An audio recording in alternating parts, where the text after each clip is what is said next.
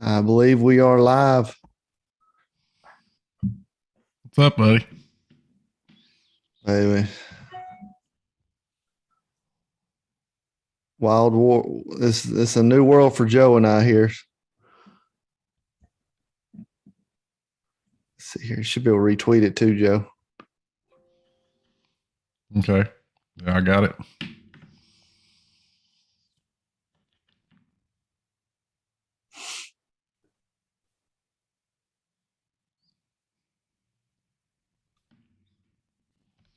There we are. Fancy. All right. But we are in the technology world right now. I thank our wives for this. All right. All right. Here we go. Couldn't record on Valentine's Day, so here we are. Yep. So that's why we decided to go live tonight. Let's just get it. You ready? Sure, man. Let's rock and roll. Welcome into another episode of the Turn Fantasy Golf Podcast. Always, I'm Andrew Putters. We got Joe Nicely here. As you see, we are live for the first time ever, so we're expecting all kinds of stuff to go wrong with technology and our brains. And I'm sure I'm gonna have 4 or 5 kids come down the steps here in just a minute and want to sit on my lap and talk. And it is what it is, Joe. We're just two blue collar guys trying to talk a little bit about golf on a Tuesday night post Valentine's Day. Yeah, for sure, man. I'm glad to be with you, AP, and good to see you, man. And really excited about this golf tournament. One of my favorites, favorite courses, and this field is crazy good, man.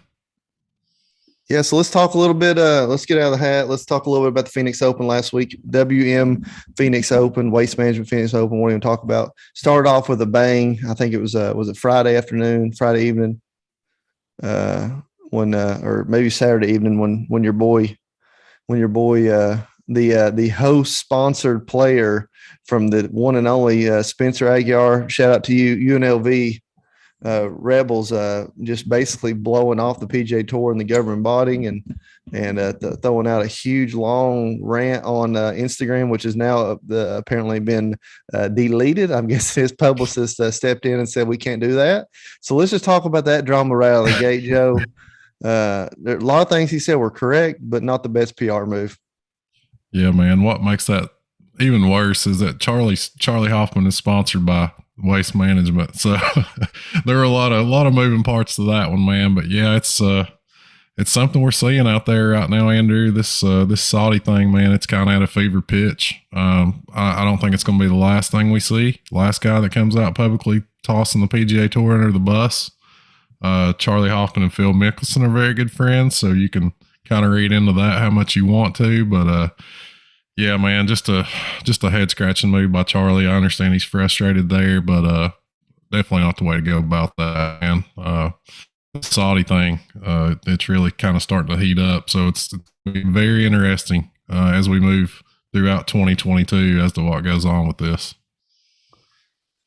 Yeah, I don't know about all the are we gonna say real big conspiracy or what, but and we'll talk about the Saudi, I'm sure, throughout the rest of spring until the spring's summer season comes up, which is what is being discussed is going to take place in the summer months. But back to the Phoenix Open, Joe, did not disappoint at all.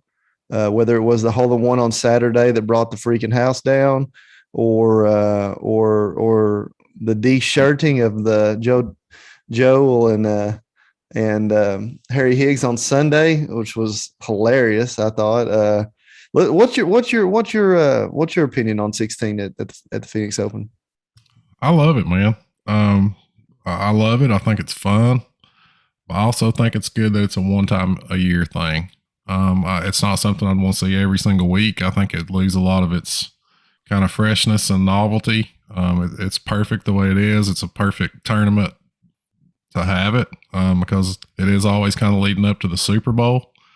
And it kind of organically happened out there. It's something that grew naturally. It's not something they tried to, conjure up, which is what I'm afraid some other tournaments are going to try to do and do to try to kind of match that thing. And and come up with their own shtick. But I really love it out in Phoenix, man. Love the fact that it's just that one time a year, like I said, but it's really cool. I think it's neat, and I always look forward to that tournament every year. Yeah, I agree. I think that the one time is enough. I definitely think it's neat is not even the right word to describe the Phoenix. I don't know about all the antics on Sunday. I'm not saying it's bad, but it was funny. I don't know if we need to see that all the time though. Right. But I mean, they moved it up to 120 yards or something like that on Saturday. They put a accessible pitching wedge pin. I think they knew what they were looking for. They wanted a hole in one, make a splash on that Saturday. And it was still funny though. I don't care where you are. It was funny seeing them taking their shirts off and all that. And it led right into the Super Bowl. Let's be honest, the playoff was going right into the kickoff of the Super Bowl. We can talk about that a little bit. We know Patrick Cantlay is. How is 17 not a playoff hole, man? That's like the perfect playoff hole, and they don't use it. That's a great question. A drivable par 4 with water. You got eagle there, and you got double, and they don't use it as they use 18, which is like one of the most boring holes on the course. I agree. I've thought, 17 to me goes way back in my brain about like remembering holes on the PGA Tour. It's actually up there ahead of the stadium hole. Yeah. I remember watching people, bailing out 40 yards to the right, and and then you got a thin green to hit it into, or that's back before guys were hitting it as far as they hit now, because now they're hitting.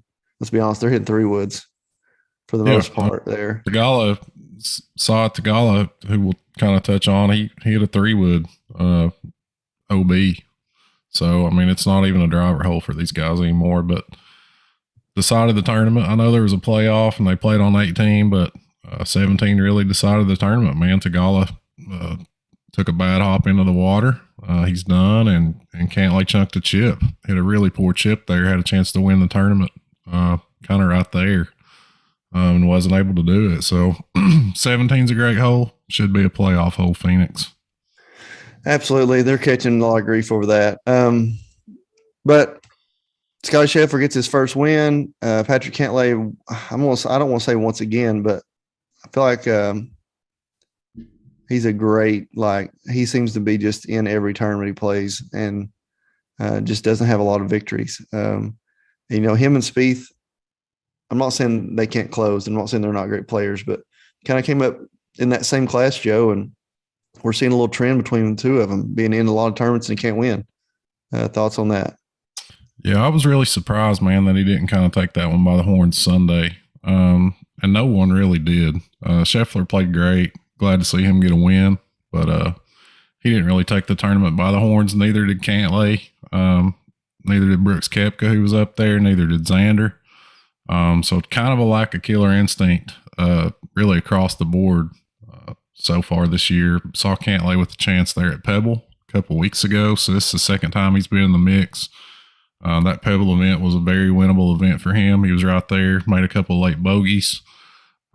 Played well enough Sunday, but just didn't take charge, didn't make key putts when he needed to. And it's kind of surprising because we did see some of that clutch killer instinct from him down the stretch last year in the FedEx Cup playoffs. Seemed like he was ready to take that next step. And now all of a sudden, man, here we are in 2022, and this is really 2 golf tournaments that have gotten away from Patrick Cantlay. You can argue about Pebble, but certainly this one last weekend was a winnable tournament for him. But all that said, Scotty Sheffler, man, kind of everybody that does what we do in the PGA DFS industry in the world kind of knew a win was coming. A lot of people thought it was coming this past week. Very popular DFS option, and he's a great player, man. We're going to be seeing Scotty Sheffler for a long time. Hard to believe he's only 25, man. He looks like 35, but really young, talented guy, and I think he's going to be a force, especially in major championships. He seems to play his best on tougher golf courses. So big win for Sheffler. Tough loss for some of those other guys, especially guys like Cantlay and Brooks, man. I continue to be disappointed with Brooks. I don't know what your thoughts are on it, Andrew. I definitely respect his game and respect what he can do in majors, but it's almost like Mike Tyson, man. After Buster Douglas knocked Mike Tyson out, he kind of lost a little bit of that fear he caused in everybody else. I almost feel like that's Brooks, man. We seen him come up way short on Sundays several times here lately. Phil body bagged him, man, at the PGA. That's a tough one to get over. You got the 2019 Masters hitting in the water. There's some other ones there. The 2020 PGA, he blows up in the final round. So Brooks kind of losing a little bit of luster for me, man. It's almost like he's lost a little bit of that mystique, that fear he put in guys. So I'm sure he'll pop back up. He's a talented guy, and he usually does it in majors, but didn't play well at all this past Sunday. Yeah, Joe. I mean, when we're talking about Brooks, and first of all, I want to say that the TPC there this week played firmer and faster than they probably played ever. Than in my limited memory of knowledge on the course. It's so. I mean, you're going to see a little bit of that. You know, it's harder for guys to really just really have a real low round, especially on Sunday with the pins and stuff that they're going to put out. I thought the course played great. And I know you're not dissing that at all, but maybe that's why these tournaments down the stretch, when stacked leaderboard, 4, 5, 6 guys right there within 2 shots, and it's really to somewhat survival mode, and not birdie 3 of the last 4 coming in, and but like you said, I can't even say his name. The guy he had it not necessarily locked up, but he was right there in the driver's seat and gave it away. Tagala. Yeah, man. Really, really cool young player. Guy we touched on a couple times on this show. Really talented amateur. Played at Pepperdine. College Player of the Year, I believe there. Haskins Award winner. So big time skill set. Really talented guy. Hopefully we're going to see a whole lot more of him, man. It was really cool to see the emotion out of him.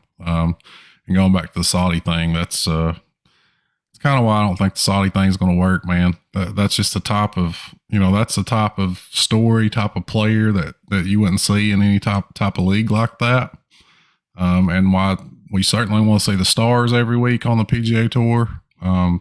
Guys like Tagala this past week, or what makes the PGA Tour special, man. It's what can turn a kind of run of the mill event into a really great event. So that was really cool to see, and I'm sure we'll be seeing some more of him in the future.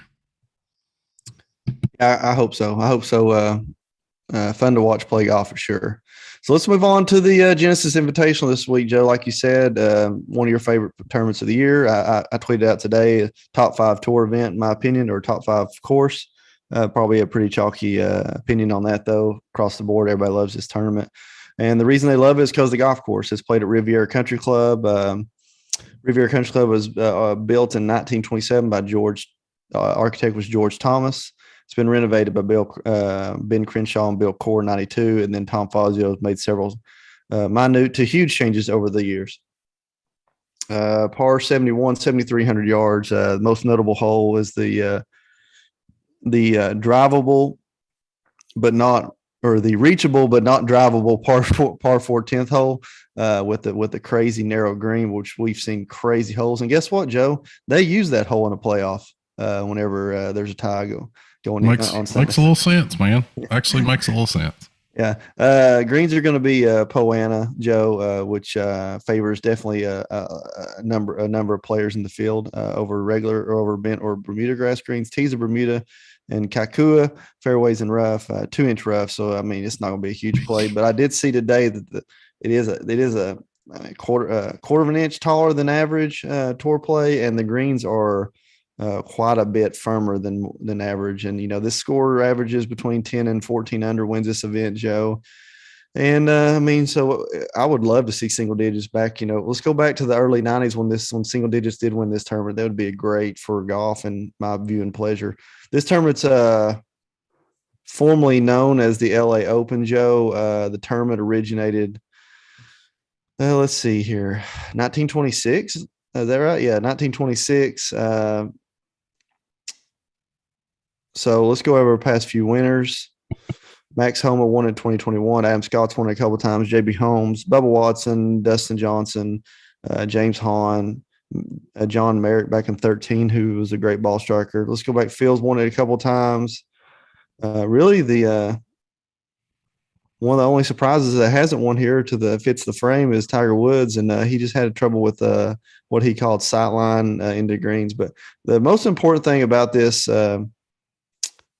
that I see about past winners, very, very, very good drivers of the golf ball, very good drivers, and also long drivers, and with a splash of very good strokes gained into the green approach, but very, very driving is very important this week. Probably one of the most important weeks for overall driving, Joe, in my opinion. If you look at, let's just throw out there, Adam Scott, we know how he drives the ball. JB Holmes, back when he was playing well, great driver of the ball. Bubba Watson, huge strokes gained driving the balls. Won here 3 times.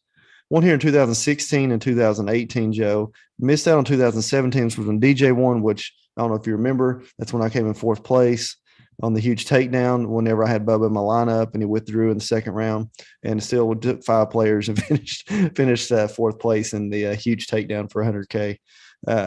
Anyway, long story short, good driving is a must here, along with shots in the green. We got to also look at people that putt well on POA. You want to talk a little bit, anything about the LA Open, now known as the Genesis Invitational, or Riviera, former winners? What's important this week, Joe? Yeah, you hit on a lot there, man. And I think the first and foremost, this is a great golf course, man. Really, really classical layout. I think you're right. I think it will play firm and fast this week. Had very little rain out there. So I think we're going to see maybe the toughest we've seen it play in several years. I don't know about single digits because these guys are so good anymore, Andrew, but I think we'll see firm and fast, man, which I really like. All 10 of the top 10 in the OWGR are in this week's field, so it's an unbelievable field. Really talented players. Couple things you touched on, man. Good drivers of the ball. Good approach is of course important. Looking for 175 plus yards. Focusing on that this week, and something I've kind of been hammering home in my articles at Rotoballer so far this week, man. There's a ton of Masters crossover here. The last 20 years, half the winners in this event are also Masters champions. So look for guys that play well in the Masters. Look for guys that play well at Augusta National. I think you'll also see a little bit of Quail Hollow. Heard that a couple places. Makes sense. James Hahn, winner here in at Quail Hollow. Max Homa has won at Riviera and Quail Hollow. So I think you can look at that. But I think the Masters comp is pretty interesting line to take this week, man. But looking forward to this golf course. Looking forward to this tournament, and can't wait to get into the slate, man. Well, with that being said, Joe, let's jump right in it. No surprise here. John Rahm, Patrick Cantlay, 1 and 2. Let's just do 10K and above. DJ, Morikawa, JT, Cantlay, Rahm. Right out of the gate here, DJ, former winner here. This golf course, we have to think, sets up perfectly for him, as well as he drives the ball. But we haven't seen a lot of DJ yet, so I'm not really comfortable with splashing him around. I do love it at 10-2. When are we going to see him 5th in DK salary? Maybe not again this year. Let's be honest. So you're picking up a little value there. I completely dislike JT here on this track. Does not have a lot of success here. Still like Rahm and Cantlay a lot. Like we said, they can be right there, but if we're going to be paying up in the 11K range, we're going to need them to win. Morikawa was the wild card here. Without pulling it up, I don't really know much of his history. Let's pull it up real quick. It's 40, tied 43rd, tied 26. Probably going to get comfortable, but where you at? Where you at here in this upper echelon, 10K and above? Man, it's kind of like we say a lot of weeks. There's probably not a bad play up here. What you consider a bad play? We know how talented John Rahm is. No big surprise. He's played well at Riviera also. Has a top 10 and a top 5 over the last 3 years. So we know what type of player he is. We know what he's capable of. So John Rahm's always going to be a strong play. That's again the case this week. Patrick Cantlay, we talked about him a little bit, man. He's been in contention to win really 2 tournaments this year. Had a top 5 over at the Century, top 10 at the Amex. So, I mean, he's just consistently week in, week out been there. How will he handle that tough loss last weekend? I think that's a concern. But the course history is really good, man. He's a native Californian, went to UCLA. Very familiar with this golf course, has played extremely well here, hadn't finished outside the top 17 his last 4 Genesis starts. So you have to love Cantlay as well. You mentioned Morikow's a bit of a wild card. I would agree with that. The course history here isn't great. If you remember last year, this was the tournament where he kind of was tinkering with his grip and putted so horribly, man. I can't remember how many strokes he lost putting, but it was really, really bad. But then he came back and won, a week or 2 later at concession. So you never know with Morikawa. There's tournament winning upside there. Great driver of the ball. We know how good of an iron player he is. So there's always those things there with Morikawa. Kind of settling in, zeroing in on Dustin Johnson, man. It's been a while. He's kind of, as far as the elite players in the world, he's probably been the quietest here lately. But the course history is amazing. Has a win here in 2017, multiple top 10s and top 5s in this event. And I like the way he looked at Torrey, man. That's not a tournament that he plays very often, but he gained 8.3 strokes from tee to green there at the Farmers. That was second in the field that week. Had a top 10 over in Saudi. So I feel like the game's coming around. Looking for a bounce back year from him. Last year was the first year since 2014 that he didn't have a win on the PGA Tour. So I look for him to get back in the winner's circle soon. And this could be the week, man, with the course fit and kind of his form heading in the right direction. Yeah, I agree. Just a little bit, like you said, cautious on pulling the trigger on some of these guys. Dropping down the 9K range, Joe, Brooks Koepka, Cam Smith, Scotty Sheffler, Matsuyama, Hovland, Rory, Xander. One thing I want to point out right out of the gate, I don't know if you saw this, but tournament matchup, Cameron Smith is favored like 170 over Brooks Koepka. That is almost you're catching 143 back on Brooks Koepka against Cam Smith. I mean, I don't know, man. And of course, he hasn't played well here. And let's be honest, Cam Smith, if he can hit the driver average, is pretty good on any golf course. So, 9K range, where you at? Yeah, man. I hear what you're talking about from a value perspective, but I really love Cam Smith this week. So I can kind of understand that a little bit. He's at 9,100, so you're saving a little bit of money from the top guys. You can make the argument Cam Smith's not in the realm of a Xander or a Rory or a Hovland. I hear you on that, but as far as course fit, he's got a 4th place finish here last year, had a T6 back in 2018. And we touched on the Masters crossover. He's played extremely well at Augusta National. I think around the green, strokes gained around the green and the ability around the green this week's going to be important. And Cam's got one of the best short games in the world. So I really like him at 9,100. I do also like Xander. I think he went a little bit overlooked last week. People may be concerned with the form, maybe concerned with him coming over from Saudi Arabia. But he's played extremely well on this golf course, and he's just strong in every aspect of the game, man. We saw it last week. He didn't play his best and was still right there with a chance to win. So you have to love Xander. Got Hovland coming off a miscut. We got Rory making his first start in the U.S. this year, the continental U.S. So, those guys we always have to respect. Scheffler coming off a win. There's some question marks there. So I'm probably circling Cam Smith in the 9K range, man. That's probably where I'm going. Probably my favorite player out there. My only concern too with Cam Smith is he's going to be decently owned, 14, 16, 18%. It's possible just because of, he's passed the eye tests a lot this year. So that's the only other thing that worries me, especially so much talent here in this 9K range, Joe. I mean, we love Vic, and he grades out great. In my top 5 here last year, grades out, I think, number 7 overall in my my model. Another, so I just a ton of talent. I mean, we're still getting Rory under 10K. We're getting DJ around 10K.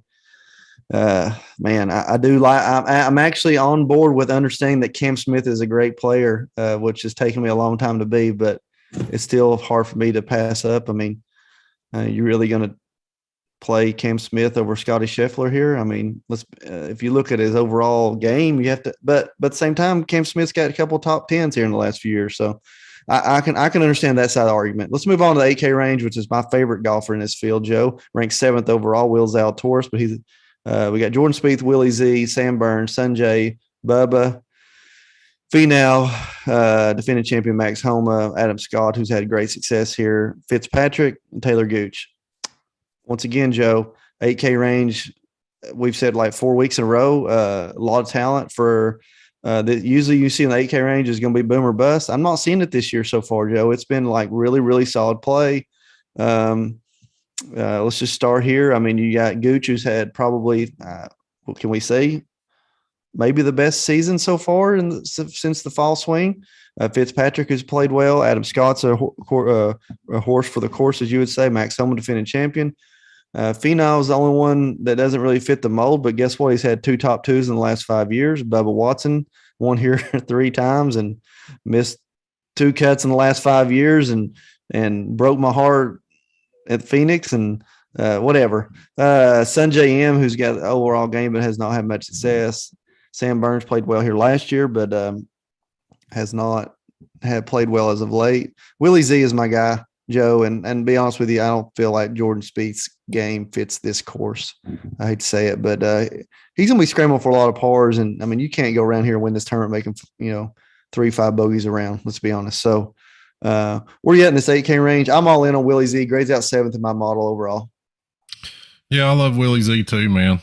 Just the type of course that fits him well. That tee to green ability, man, is so elite.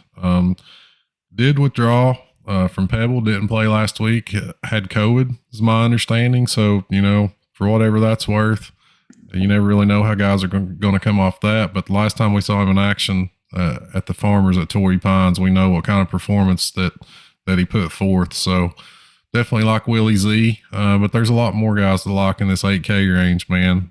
You mentioned Bubba, 3-time winner here, and has actually looked really good this year. Played well over in Saudi Arabia. Came on last week down the stretch at a golf course that he likes at Scottsdale and had a T14. So we know kind of what we're getting with Bubba. It's definitely a boomer bust type of play, man. He could go out and win this event, or he could WD or miss the cut. And that just pretty much sums up what Bubba's capable of doing. So I'm certainly kind of putting him in that GPP only box.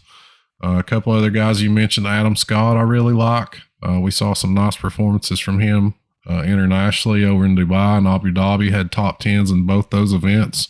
Looked pretty solid last week in Phoenix, and the track record here is amazing, man. 2-time winner of this event, has only missed 1 cut in his career at Riviera, so you have to love Adam Scott. Taylor Gooch, another name you brought up, Andrew, another player I really, really like. His finishing position last week doesn't really tell the story of how well he played up until Sunday. Had a really bad final round that really sent him falling down the leaderboard, but his track record at Riviera is great, man. A T20, a T10, and a T12 in his last 3 Genesis starts, and he's shown great form this year. So really love Taylor Gooch there at 8K. Really strong range overall, man. I wouldn't mind anybody for just camping out in the 8Ks this week. Yeah, agree 100%. Moving on the 7K range, Joe, we got tons of value and some little spark in there too. Too many names to mention, so I'm just going to start here at the bottom, work my way up as far as some guys I'm on green light. Martin Laird has played well here before. He's in the 6Ks. Is this going to be a week possibly where Molinari can sneak in there? We like him on harder golf courses. He's played decent this year. I know. I see you frowning over there on the other side. But, I mean, he hasn't played terrible this year, Joe.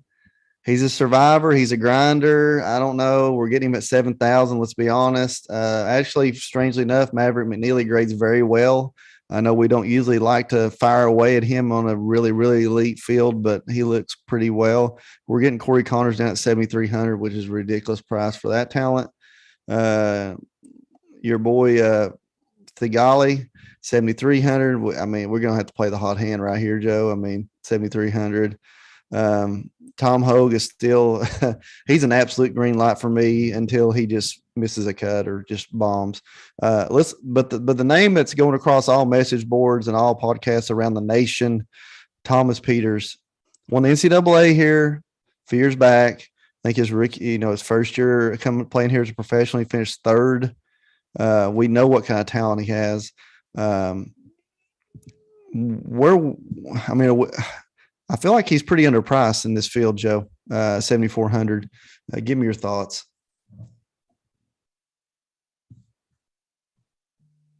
Can't hear you. You muted me, Joe. I think any hope we had that Thomas Peters might go under the radar is kind of out the window, man. I think the secret's out on him.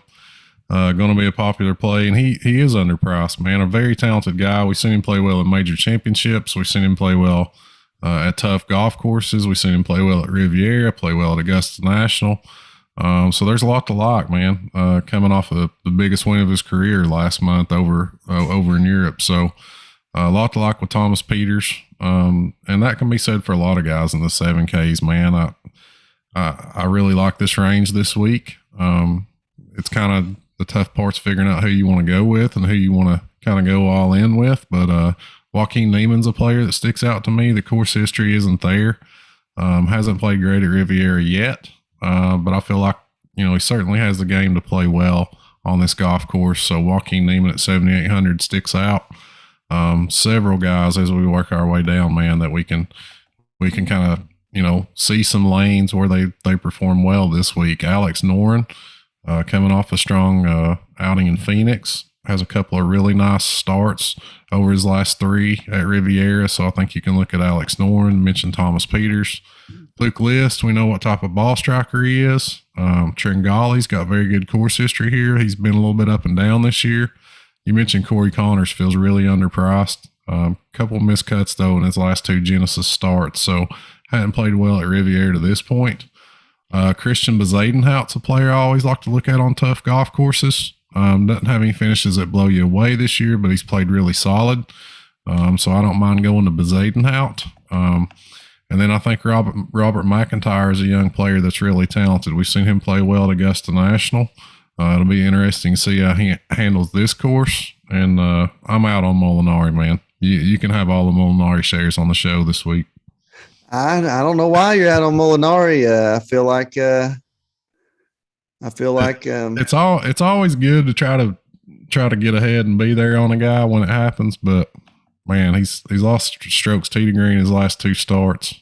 Outside of a good finish here last year, hadn't played really well in this event. So you can have Molinari, man. I think we're gonna wait. Okay, let me ask you this: we wait until Florida. We're gonna have to put him in a couple ones in Florida, right? I mean, Bay Hill and Honda. It may be Bay Hill.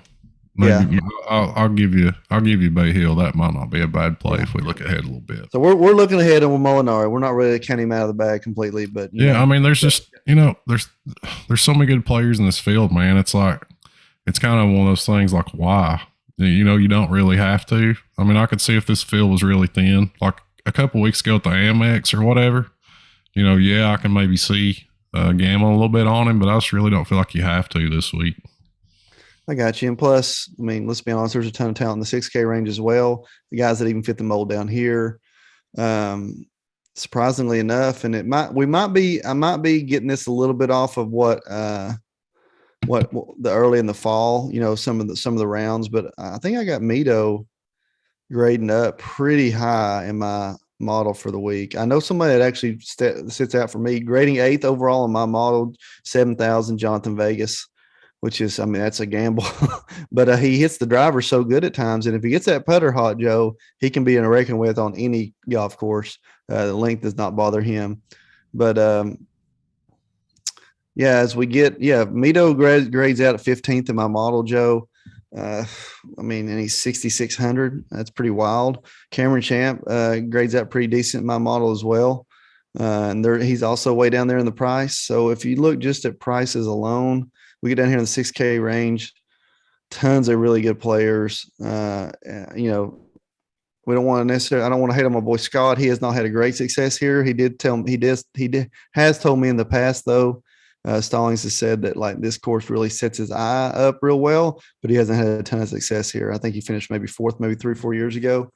But tons of talent here in the 6K range. And before we get into the, you know, the heart and the dart play, I mean, Kuchar is, you know, a guy that we've overlooked for 4 years, you know, had a second place finish last year on this course. Ton of talent in the 6K range, Joe. Green light a couple guys for us.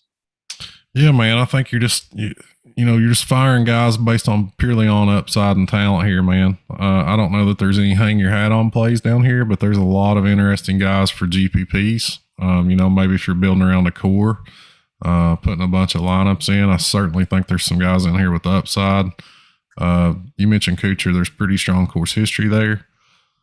Cameron Davis is a player that I like. You know, he's always a talented guy. Aaron Wise, I mean, we've talked about him, it seems like several times already this year. The course history is bad here as well, just like we've seen at Torrey. And he's a guy I really expected a lot from this year, but hadn't shown us anything yet. So I don't know about Aaron Wise. I would almost prefer Cam Davis right there. Couple of young players, man. If you know, I like the lean course history, but if you want to go just, you know, based on pure talent, there's some young guys in the field this week that you can play. Taylor Moore, Cameron Young, Minwoo Lee. Those are 3 players right there in a row that you can look at. You mentioned Mito Pereira. I think he's certainly viable this week at this price at 6,600. A couple other guys I like. Doug Gim. We know he's a great ball striker. He's a native Californian, got some experience on this course. Patrick Rogers, man, amazing course history. Made the cut in his last 5 starts. No finish outside the top 30 in those at Riviera. So if you're ever going to, you know, cash in your Patrick Rogers chip, this might be the week, man, to give him a look. And even guys, as we work our way down below 6,500, man. Aaron Rye, we've seen some things from this year. Taylor Penrith, same thing. Matt Neesmith had a T20 here last year. Hadn't played up to his potential the way a lot of people thought he was going to play this year so far. But I think you can look at him. And then JT Poston, another player with good course history. And I'm going to throw a name at you, AP. Won the U.S. Amateur here several years ago. Made a couple cuts in his last 2 starts. Our boy, Doc Redmond, 6,300. Doc Redmond. He set us on fire for about 6 straight months. I'm done with that guy. Let's just get right into the finale, the best part of our show, the dart and the heart play of the week. I'm going to fire off right away. 6,500, finished 21st last week. Says that I already mentioned him, says the course fits his eye. This is not necessarily hang your hat on, but it's definitely a dart play. You're probably gonna get some good odds on him on top 40, top 30, top 20. Scott Stallings, 6,500, Joe. It's easy to cheer for, hometown guy. That's my dart play of the week. Where's your dart at?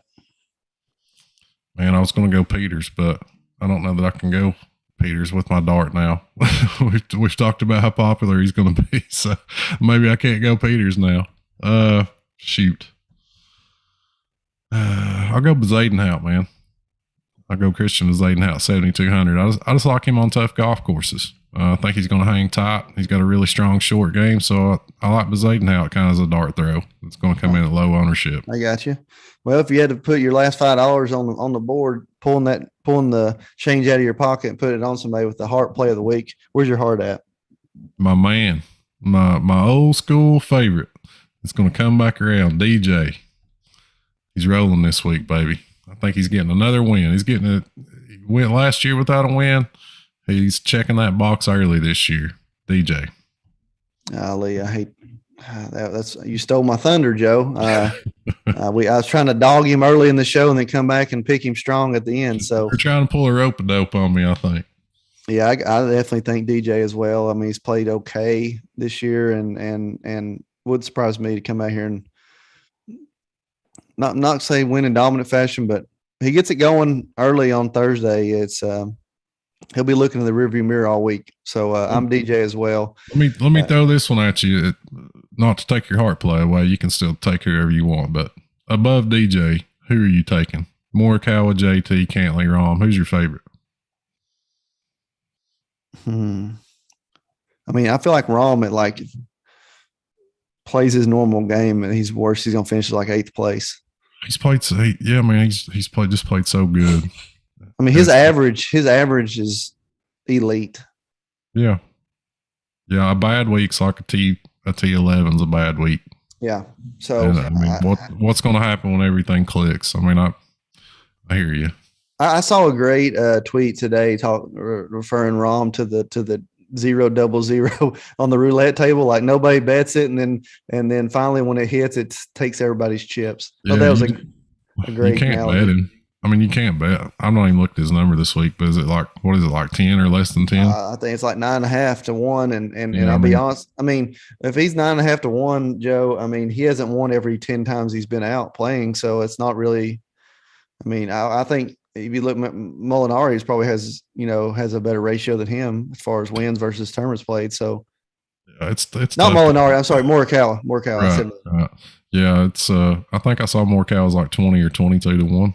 20 to 1 maybe, which is always interesting, but I'm well on board if Morikawa is more than 18 to 1, play him every time.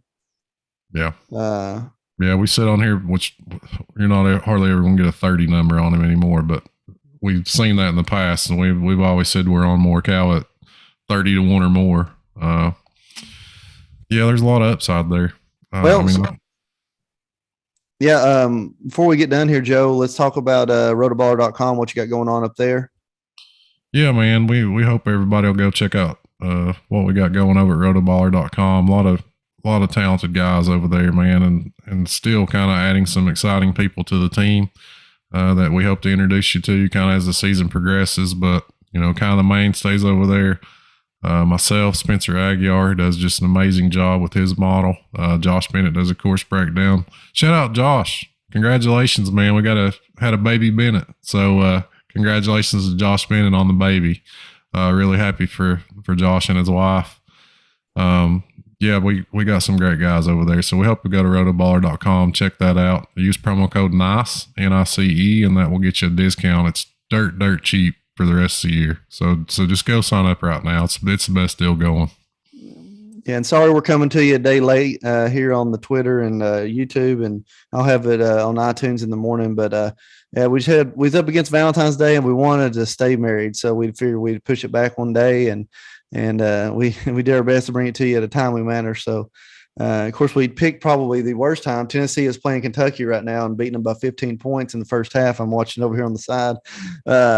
But we appreciate you coming out. If you like what you hear, give us a like, subscribe, hit us up on Twitter, holler at us, ask us a question. We are pretty much around it from Thursday at the first tee all the way through Sunday when the last pin gets put in. So, just give us a holler, ask us questions. Feel free to, we'll give you a shout back. All right, Joe, appreciate you. Thanks, Joe Nicely, Andrew Putters, Turn Fancy Off Podcast.